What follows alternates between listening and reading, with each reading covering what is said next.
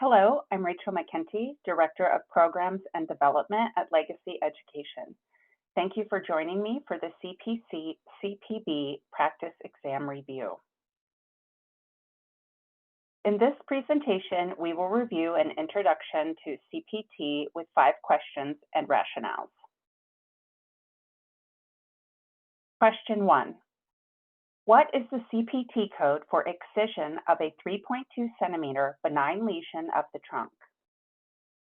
Look in the CPT index for excision, lesion, skin, and then benign, and you are directed to code range 11400 through 11471. The location of the excision was trunk, narrowing the code range to 11400 through 11406. The parent code 11400 describes the procedure and the location, trunk, arms, or legs. This code indicates 0.5 centimeters or less, but each child code afterwards increases in diameter. Code 11404 is the correct code for excision of a 3.2 centimeter lesion. The answer is 11404. Question 2. What is the CPT code for removal of a foreign body of the nose with general anesthesia? Look in the CPT index for removal, foreign body, nose, anesthesia, which directs you to 30310. Verify the code in the numerical section. The answer is 30310. Patient is seen for destruction of 2 skin lesions that were diagnosed as AK.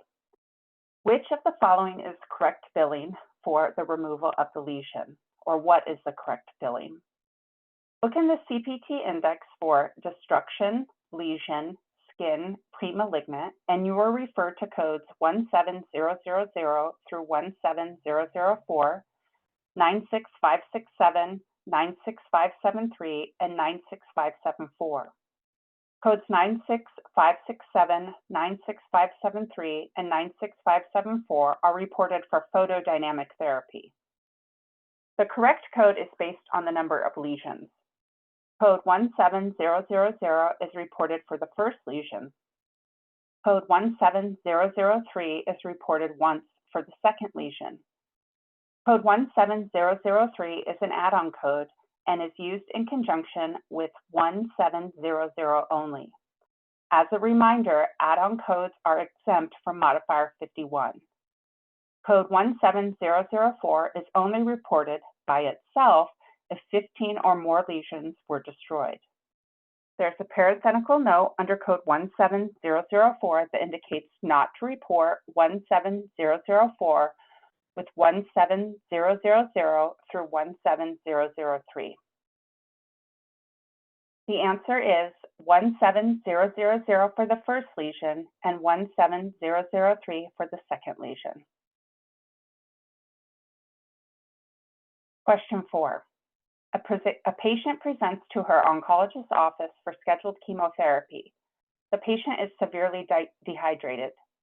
The physician decides to schedule the chemotherapy for another day and orders hydration therapy to be performed today instead of the chemotherapy. The therapy is ordered and administered for 1 hour and 10 minutes. To find the code, let's look in the CPT index for hydration intravenous, directing you to codes 96360 and 96361. The total time for this procedure is 1 hour and 10 minutes. Code 96360 is reported for the first 31 minutes to 1 hour. There is a parenthetical note after add-on code 96361, which indicates report 96361 for infusion intervals greater than 30 minutes and beyond 1 hour increments. There are only 10 additional minutes beyond the first hour. Only code 96360 is reported. To report the add-on code 96361, you would have needed the total time of 1 hour and 31 minutes. The correct code is 96360. Question 5, our final question. The patient is a female with a long history of chronic intractable pain secondary to myofascial pain syndrome, scoliosis, and has had 4 back surgeries. She also has piriformis muscle syndrome. The patient was injected with 5 trigger points using a total of 33 cc's of 0.25 Marcaine and 40 milligrams. The muscles injected were 2 muscles in her lumbar paraspinous and 2 muscles in her piriformis. What is the appropriate CPT codes for the procedure? Of note, trigger point injections are reported by the number of muscles that are injected, not the number of injections. Look in the CPT index for trigger point injections 2 or more muscles, which leads you to 20553. There were 4 muscles injected, 2 muscles in the lumbar paraspinous and 2 muscles in the piriformis, directing you to 20553. Code 20553 is only reported once because the code description indicates muscles, which means this code is reported once when 3 or more muscles are injected. The correct code is 20553.